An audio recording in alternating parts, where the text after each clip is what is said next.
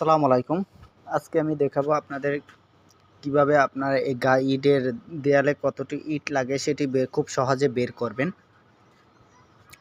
মানে ইনস্ট্যান্ট কিভাবে বের করবেন কেউ জিজ্ঞাসা করলে সেটা আপনি খুব সহজে যেন বলতে পারেন সেই হিসাবটি আজকে আমি দেখিয়ে দেব।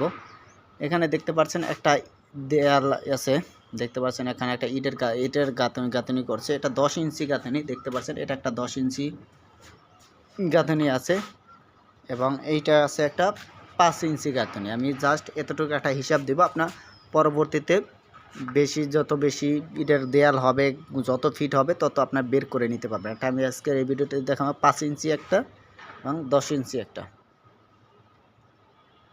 এটা দেখাবো কিভাবে আপনার এই করবেন। এটা প্রথমে আপনার মূলত এই গাঁথনির দৈর্ঘ্য এবং প্রস্থটা আপনি জানতে হবে। এটা কত ফিট হাইট আছে এবং লেন্থ আছে এটা আপনার জানতে হবে, জানলেই আপনি